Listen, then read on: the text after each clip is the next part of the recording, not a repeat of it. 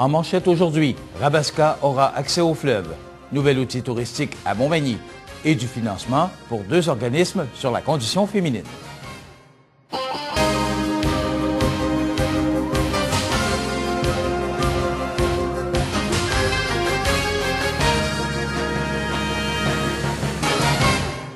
Mesdames, Messieurs, bonjour et bienvenue aux actualités Inform-Affaires de ce vendredi 1er août. Nouvelle étape de franchie pour Rabaska. Le consortium qui projette de construire un terminal méthanier à Lévis vient d'obtenir de Québec les autorisations nécessaires à la construction d'installations sur le fleuve Saint-Laurent. Le décret permet notamment à l'entreprise de construire une jetée et un quai d'amarrage. Le territoire visé par cette autorisation est de plus de 50 hectares et est situé à l'intérieur des limites fluviales de la ville de Lévis. L'entente comprend finalement un bail de 55 ans entre Québec et Rabaska. Montmagny s'est récemment doté d'un nouvel outil pour mettre en valeur son patrimoine bâti.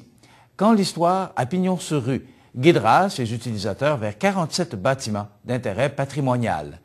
27 d'entre eux ont aussi des plaques signalétiques qui donnent des renseignements sur le style architectural ou le premier propriétaire. Le projet initial était d'apposer une plaque à 35 maisons jugées comme faisant partie du patrimoine supérieur ou exceptionnel de Montmagny. Écoutons Patrick Morancy de la ville de Montmagny.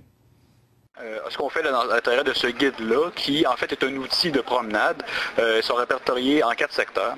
Et ce qu'on fait, c'est l'histoire des propriétaires, tout autant que l'histoire architecturale de la maison. Donc dans le cadre de la politique culturelle de la ville, on cherchait des moyens pour animer notre patrimoine bâti. Et c'est un moyen qui est ressorti. Il y a également des plaques qui sont apposées aux maisons qui sont les plus intéressantes au niveau de l'architecture.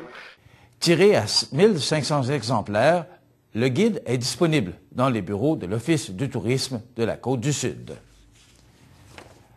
2 organismes œuvrant au bien-être de la condition féminine de Chaudière-Appalaches ont reçu un financement de 166 000 $ de Québec pour la poursuite de leurs activités.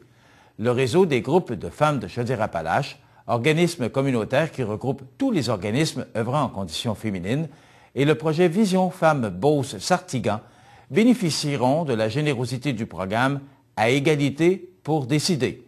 Ce programme, qui détient un budget annuel de 1 million de dollars, a pour principale mission de soutenir les organismes.